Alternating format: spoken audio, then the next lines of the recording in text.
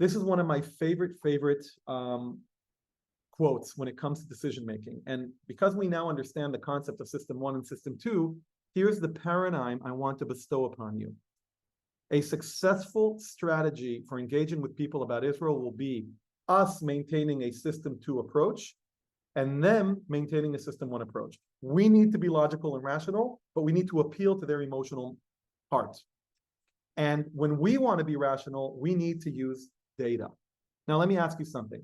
How many people just say yes or no in the chat? Yes, Israeli public opinion around the world is growing in a favorable way, and we are actually in a better state than the Palestinians are. No, Israel is losing the battle of public opinion and the Palestinians are winning. Write down who you think is currently winning the war of public opinion. If you think Israel, write down Israel. If you think Palestinians, write down Palestinians. Let's see your answers. Okay, let me see. No. Okay, yes. Palestinians. I know I asked the question 2 different ways. Sorry, guys. Palestinian. Okay, so you know what? I have some good news for you. Already this session was worth having. This is a report that shows the support for Israel in various places. And I'm going to show you the US and I'm going to show you England. And as you can see the dates and you can see where Israel was on October 10th versus October 7th. We jumped up to 42% support for Israel, only 9% support for Palestinians. You will, in a minute, you're going to see that the vast majority doesn't have an opinion. We're going to talk about that in terms of the strategy for engagement on Israel. And yes, a few days later, Israel went down 2 points. Palestinians went up two points as well. That's it, 40 versus 11. Look at this. Look at the UK. Look at the side on the right. 21% side with Israel. 32% don't know. 18% side with the Palestinians. 28% side with both equally.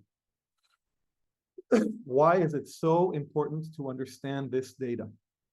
Because we are constantly being confused. Our own brain system one is being confused by our own behavior. When we go online, for instance, and we look at all the posts that are anti-Israeli, and we protest, and we answer those posts, and all, we're basically teaching our mind to believe that we are surrounded by everybody who's against Israel.